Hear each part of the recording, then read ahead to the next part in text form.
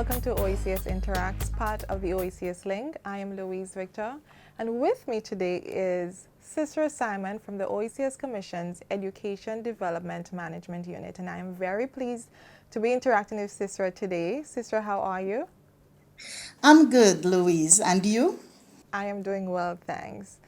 Sister, our education system, our education sector was, of course, heavily impacted by the pandemic, the sudden shutdown of countries and whatnot. What has been the Commission's response to the education sector across the region?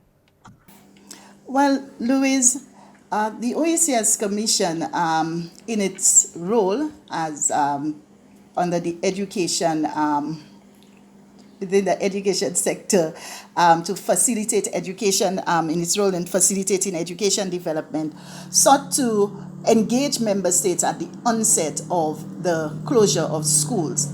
And we did this with a view to really seeking from member states guidance on what are the key priorities during this time. How could we assist them in really responding to the pandemic, and of course, a focus on the recovery. This discussion led to a rapid assessment of the situation, and which has resulted in the development of an OECS education response and recovery strategy to the COVID pandemic. A lot of the challenges identified really focused on a lack of or limited access to available devices and internet connectivity. And this basically set the stage for what we now refer to as really a journey to transforming education. So, Sister, apart from the devices and the internet connection or internet availability, were there any other priorities that stood out within member states? Yes, certainly, Louise. There were four major areas or pillars. First, it's a focus on the harmonization of policy responses. In that regard, we are seeking to basically undertake, or we've actually undertaken an assessment of the learning management systems that are currently in use, with a view to harmonizing or taking a more coordinated approach to the adoption of some of those learning management systems. Since the onset of COVID, there's been a proliferation of learning management systems, and often in trying to respond to things, there are important information that may have been missed. So, for instance, the cost of maintenance, the cost of actually purchasing those learning management systems. So, under the first pillar of that strategy, we want to ensure that there is more of a coordinated approach. A major initiative under this pillar also is what we refer to as an academic recovery program. We are aware that with the closure of schools and the transition into learning at home, it would mean that a number of students would be further disadvantaged. And this would definitely cause a setback in their education. And so the intention of this academic recovery program, it's really to support students in bringing them back to where they were, in assisting them as they go through, they really understand what has happened, that change that has happened in their learning, and of course, entire economic and social development. The second focus area, really, as I indicated, it really focuses on transitioning to distributed learning. And under this area, we are focused on four key elements. One, the availability of devices for students and teachers. So yes, we will be procuring through support from the Global Partnership of Education some devices for students who are most vulnerable. We are aware that member states, they have made quite a number of advances in securing devices for students. So our efforts will be focused on really complementing what they've done and focused on reaching those students who are most disadvantaged in that regard. Secondly is improving internet connectivity and access to digital public goods. So I would have mentioned a number of made reference to learning management systems being available, but internet connectivity, we believe, it's also a key issue. As you are aware, or maybe aware rather, a number of communities still, there is still limited access to one, affordable internet connectivity or sufficient broadband that would allow students to access their online or some of those learning management systems. The third component for us under this aspect of the strategy that is transitioning to distributed learning, it's really geared at the teacher, not simply training teachers in the use of those learning management systems, for instance, Google Classroom, Edmodo, to name a few, to name two actually, but really equipping teachers with the necessary pedagogical skills that is required to delivering education in that new context. It's now delivering education from home, wherever you are, a shift from that face-to-face in the classroom. How do you really get students excited and really facilitate that kind of learning while you are both operating or really engaged in that distance modality? And fourth, it's really the use to support what we believe is most important and critical in this, content development.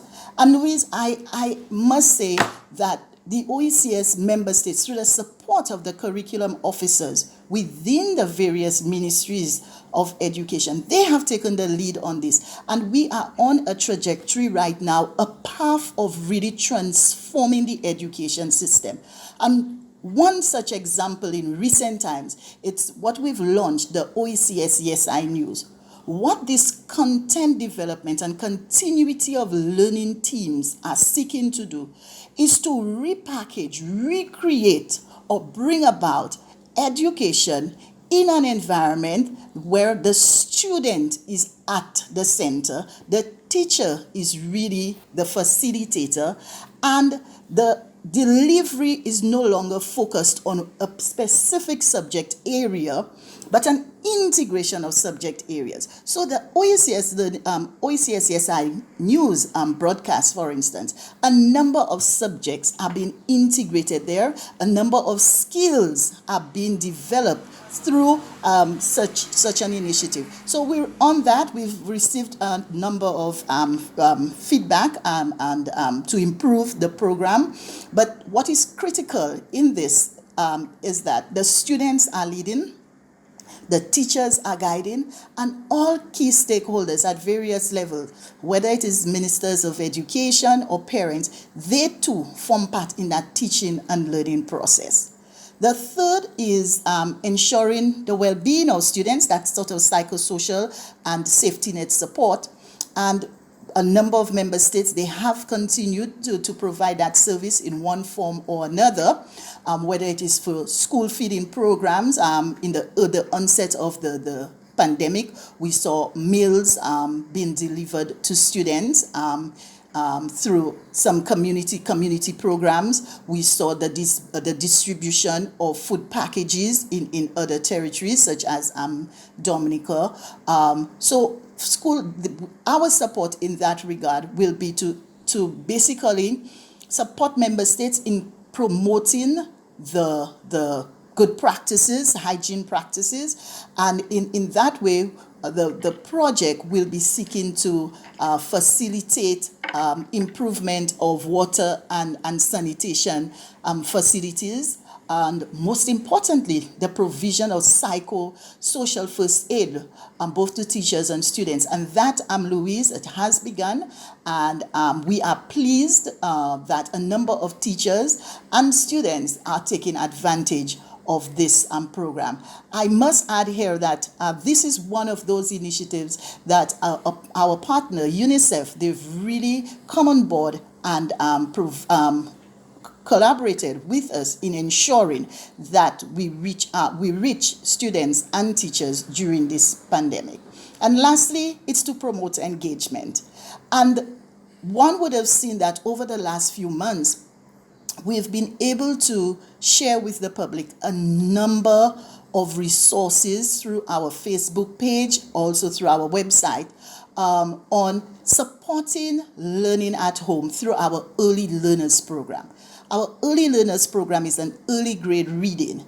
And while our focus on the program was basically to train teachers, equip them with the necessary skills to deliver reading, we have now transitioned the program to delivering that's the same kind of activities with teachers training through online modality, but we have taken the opportunity to move one step further to better supporting parents and guardians in providing this necessary reading support or learning rather at home. Well, Sister, I think it's safe to say that come the new school year, all stakeholders will feel a lot more comfortable based on this response strategy. Thank you for interacting with us, Sister. I am Louise Richter. Thanks for watching, and let's link up next time.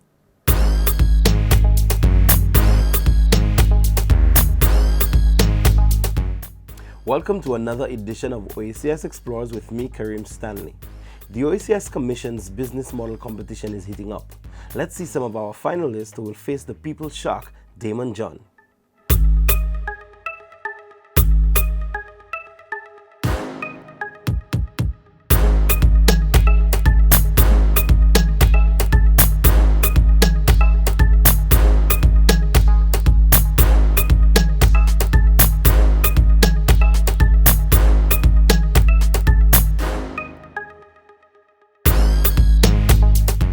The excitement is building the closer we get to SDM. Speaking of sustainable ideas and innovation, Republic Bank's response to the societal impact of the COVID-19 outbreak is being coordinated under the umbrella of its social investment vehicle, the Power to Make a Difference program. One of the pillars of the Power to Make a Difference program focuses on youth development and learning. In keeping with this aspect, on June 26, 2020, Republic Bank Grenada Limited announced the provision of financial support to the Grenada School for the Deaf. The bank pledged $30,000 to assist with the production and delivery of Spice Signs. Spice Signs was developed as a result of COVID-19 to provide online virtual sign language education sessions for hearing impaired students and the general public who are interested in becoming proficient in sign language. As part of our corporate social responsibilities, things like these are very important to us because we need to give back to the communities and to ensure, right, that no student is left behind in terms of help, growth and development, and training assistance. So we are really truly pleased and we're so honored to be part of this initiative, and we'd like to thank you for your good work. Receiving the donation on behalf of the School for the Deaf, Principal Michelle Brathwaite said this contribution was of great value to their educational program. During this pandemic, the School for the Deaf saw the need to provide for the students who are deaf through some virtual means. We saw the program Spice Math, which was developed by the Ministry of Education for the hearing students in Grenada, Carriacou, and PT Martinique, and realized that our deaf students were not included. Thank you to Republic Bank for assisting with the provision of inclusion for all in Grenada, Carriacou, and PT Martinique. Republic Bank continues to lead the way among financial institutions in Grenada, providing much needed relief aid in the face of COVID-19, which will positively impact the communities it serves.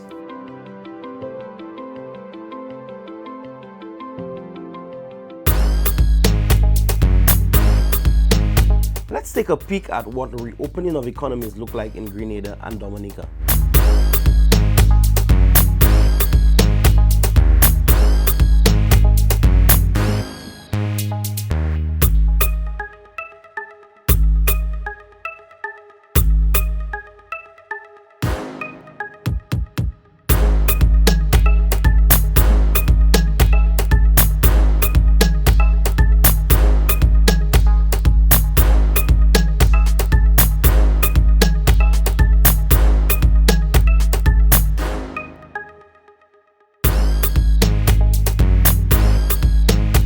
I can't wait to travel to our sister islands.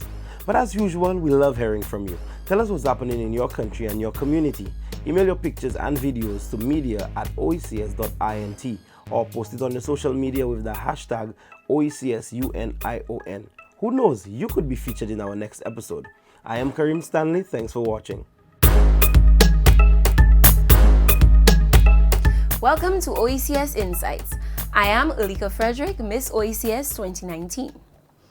Deepening regional integration through broadcasting began in the latter part of the 1950s with the Windward Islands Broadcasting Service, or WIBS. The 1960s saw the first interregional grouping, the West Indies Federation, which was based in Trinidad and Tobago, forming a communications unit to keep the public of the territories informed. During that era, Radio Antilles, based in Montserrat, hit the regional airwaves with a twice-daily newscast, once in the morning and once in the evening. Then, the Caribbean Broadcasting Union, or CBU, sprung up in the mid-70s, bringing our nations together with a program every Sunday, boasting contributions from producers from around the region. The Caribbean Today, a daily 15-minute regional news program, became a regular feature on the Caribbean news agency CANA in the 80s. It was a precursor to the OECS Newslink, which made its debut in the early 2000s. Newslink was a daily 15-minute regional news program produced by the then OECS Secretariat in partnership with Radio St. Lucia, with collaborations from radio stations in the Eastern Caribbean. There is much more to say about the OECS Newslink and its importance to us in the Eastern Caribbean. Let me now invite our producer, Alicia Ali, to tell us more. Thanks, Alika. Hello, everyone. In 2002, the then OECS Secretariat launched its inaugural radio broadcast of the OECS Newslink ahead of its 21st anniversary. The aim of the Newslink was to increase the information flow among member states and deepen integration by giving the sub-region daily and relevant information. 9 radio stations across the Eastern Caribbean participated in the news exchange program: Radio Anguilla, ABS in Antigua, ZBVI in the British Virgin Islands, DBS in Dominica, GBN in Grenada, ZJB in Montserrat, ZIZ in St. Kitts and Nevis, RSL in St. Lucia, and NBC in St. Vincent and the Grenadines. One man was the driving force behind the sustained continuation of the OECS Newslink. This is Newslink, a roundup of major happenings across the OECS today. Greetings, everyone. I am Raymond O'Keefe, and this is the Wednesday edition of the OECS Newslink. The voice of Raymond O'Keefe, a passionate regionalist, his voice a staple in Radioland. Kendall Morgan and Raymond O'Keefe worked together to make the OECS Newslink a household brand. After Kendall's departure from the OECS Secretariat, Raymond's charismatic personality, his sharp wit, and his dedication is credited with sustaining the Newslink over its 14-year run. The Newslink became a symbol, a signal of what OECS regional integration could be at all levels. Sadly, Raymond passed away in 2016, but his legacy is not forgotten. In 2020, the now OECS Commission executed the OECS Link, which is built on the foundation laid by all who came before. It transcends across radio to television and social media in 3 languages, bringing together all our 11 member states and our OECS diaspora. This program was built to continue the legacy of Raymond O'Keefe and all our media colleagues who were committed to seeing us rise as a people and as a region.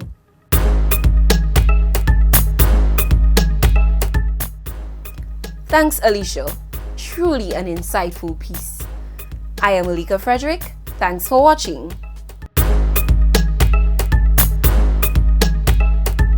Bienvenue pour OECS Parler, non moi c'est Louise Victor, ek mo koyola pour se mensala c'est Lilian. Anglais, nous kadi unity. An nous vive a Lilian, and let us live in unity. Moi vle di, bonjour ek bienvenue pour foyer c'est moi our OECS, Melia sorti Dominique, Stéphane sorti Guadeloupe et Ryan la Guyane. Bonjour tout le monde. Bonjour Louis. Bon, quand nous savons, quand nous savons, OECS Commission can SDM, ça nous créer Sustainable Development Movement. Et ensuite, c'est place là moi qui travaille, place Richard Folklore, Monseigneur Patrick Anthony place Richard Folklore.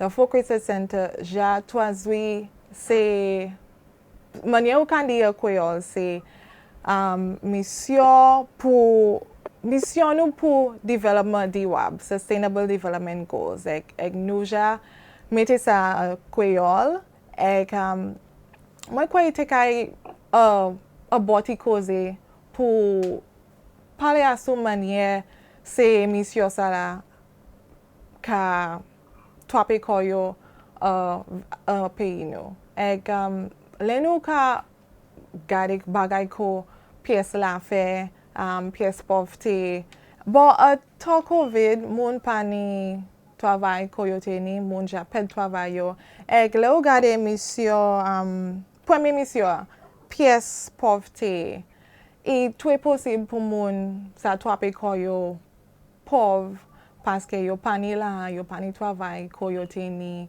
les l'année a été commencé à nous parler plus à ça à ce pièce émission ini 17 ini pièce la fait ini bon ça take bon porter so nous ça parler à ce en dio et manière gouvernement a payé au ka ça yo ka fait pour ça avancer ces missions. Eh bien, Louis, mon content qui nous a fait choisir sujet ça là, nous avons parlé de mission pour développement du web. Eh bien, nous, Dominique, en fait, une de ces missions ça là qui nous a mis pile attention à ça, c'est bonne santé, ça va avec bien moun. Eh bien, gouvernement Dominique qui pompe santé dominicain, qui fait santé dominicain en priorité. Comme ça nous ni l'avenir pour nous avancer pays à sous affaires santé nous ni ça nous qui est primary health qui est par exemple avec gouvernement fait en priorité qui a dit qui dominicain chaque dominicain supposé ni accès à service médical qui a personne pas supposé qu'a dit qui yo malade yo pas ça ni accès en nurse en docteur c'est pas comme ça hier Dominique tout le monde ni accès à service médical enfin situation à Dominique c'est enfants qui moins qui 18 années pas payer pour service médical moun qui plus haut qui 65 années aussi yo pas payer pour service médical comme ça nous Dominique nous ça pas qu'on nous vogue nous ça dit qui nous fait affaire santé en priorité pour nous les fait certains qui dominicains vivent en bonne santé et bien l'autre raison pour ça nous promoter qu'on l'île mais pays naturel et bien qui monnaie qui nous a ni un pays naturel et bien nous pas ni en population moun en bonne santé comme ça Dominique nous vraiment mettre attention à ce bonne santé. Merci pour ça Melia. Stéphane qui ça ouvre l'idée à ce ça fait mission en Guadeloupe. Alors pour nous, ce qui a passé ici, c'est qu'on a trouvé que les gens prennent conscience de l'importance à la préservation à la nature. C'est important que là où vous arrêtez, c'est important que vous respectez, c'est important que vous nettoyez. Alors là, ça on commence à voir, on est là, ça, c'est qu'il y a une association qui a fait nettoyage à la nature. Il y a un bitin qui non c'est Clean My Island. Et ça, il a fait, c'est que tous les week-ends, tous les samedis, il a déplacé, il a dans la nature et il a nettoyé plastique, il a ôté les pneus, il a ôté un paquet de bitin, il a nettoyé. Et les gouvernements là voient ça, ils ont commencé à dire ah ça c'est intéressant, faut nous bayo en force, faut nous bayo un petit moins l'argent pour yo ça continuer à développer yo. Ces entreprises là aussi voient que c'est une opportunité pour aller faire publicité à yo. Donc ils ont commencé à bayo l'argent. Et à présent, l'association là, ça a fait un lot travail. Ça nous dit aussi, c'est un parc éolien pour faire électricité en nous, pour que moun peni électricité, ça y a créé une électricité verte, pour que, parce que l'électricité en nous, c'est pétrole que nous a brûlé, gaz que nous a brûlé, ça a nous électricité. À présent, nous avons une électricité éolienne, donc ça aussi c'est un butin qui est intéressant. Et de façon générale, le monde commence à attraper la conscience de la nature parce que c'est important de préserver, de respecter et de peut-être faire trouver un travail qui nie en relation avec la nature. Il y aura essayé de développer des activités qui en rapport avec préservation à la nature. Ah, merci, Stéphane. Moral, moi, je voulais toucher sur mission 4, primaire qualité éducation. En anglais, nous avons dit quality education. Qu'est-ce que vous voulez dire sur les affaires d'éducation la Grenade? Eh bien, le gouvernement de la Grenade a porté cette maman à l'école là et puis gadgets pour améliorer l'éducation. Même avant COVID-19, le gouvernement de la Grenade a déjà implémenté ça nous a créé le School Book Program. Ça, c'est les louer ces livres l'école là pour au lieu acheter en boutique livre. So, moi dis nous avons fait un lot bagay. Même si je ne sais pas parler là-sous yo, mais nous savons nous fait plans pour améliorer le secteur éducation là. Bon, mission 17. Travailler ensemble pour accomplir ces missions SDGs là. Ça c'est Partnership for the Goals. Mais ça veut dire ça? Nous savons l'importance, pour même ou parler contre Lyon, nous savons Unity, nous savons que c'est un mot qui est bien important, c'est un mot qui apporte un pile chat, un mot qui est fort. Comme ça, unité entre nous-mêmes, comme famille, comme membres OECS là, c'est un bon bagage, avec encore ça apporte un pile opportunité pour nous, puisque nous savons, nous en région, si nous besoin en voix pour représenter nous, vous savez, si nous savons parler qu'on une seule voix, si nous savons venir ensemble avec nous, tout kakati les mêmes bagages là, nous travailler à ce même état là, ça qui est nous pile force, comme ça, oui, nous besoin venir ensemble, nous besoin travailler ensemble pour nous ça, ouais, toutes ces missions ça là, en possibilité pour nous ça avancer comme pays OECS. D'accord, Melia. Moi, je veux dire merci pour tout le monde. Ça a été une belle cause à cette mission nous pour un développement durable. En anglais, nous avons dit Sustainable Development Goals. Merci et une bonne journée. Ça a été OECS Parler. Moi, c'est Louise Victor. Merci pour l'attention.